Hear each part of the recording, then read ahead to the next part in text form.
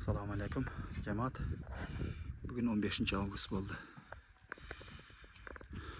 Subata gün. Mana Jakып habar algan keltir. Meşit qanday bolot dep.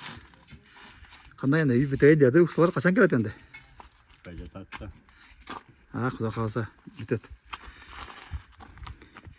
Уксулар иш бүтсө келип, калган иштерин бүтүрүп, шуап, айнектерин коюп, анан соғасынан шап көчүп киресиңер, Кудай каласа, иншалла. Mana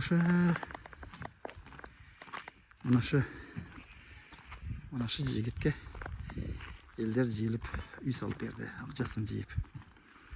Ортодо шаркылып, акча жийип, үй куруп атат. Дуалып бүтүп, үстү жабылып, бүттү, эми абдиялкалар калган. Биздин мешиттин жумуштары кетип атат. Кудай каласа, эми отпускалар куйлат.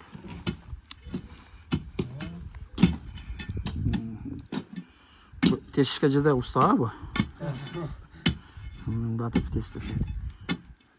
O beti dileken ha, görüntü atken de. Evet. At ne mençede kalıp ediyor da? Seçkençede kalıp ediyor.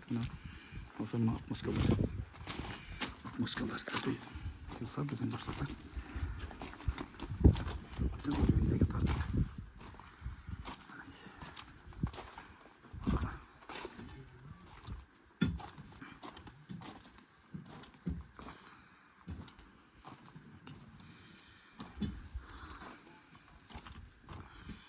Mana ol.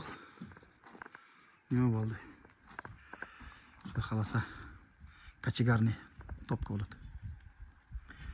Kachigarni. Topga pechkani shaq qo'yamiz. Xudo xolasa ekan. Bu yoqlari bitdi mana. Bu yoqlar uchun polniy bitdi. Xudo xolasa.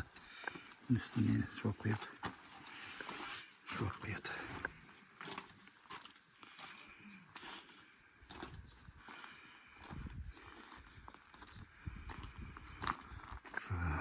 Kupol jasalib atadi.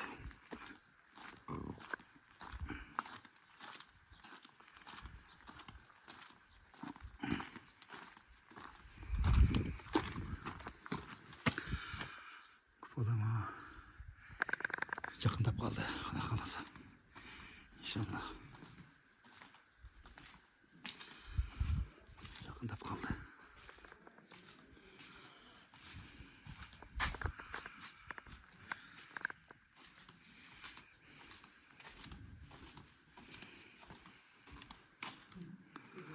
Mana shu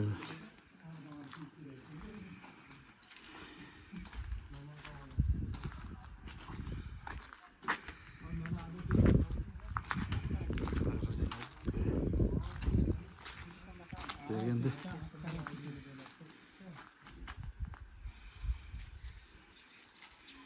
Aptırın tırnağınımızın aptırından çok tarif geçen.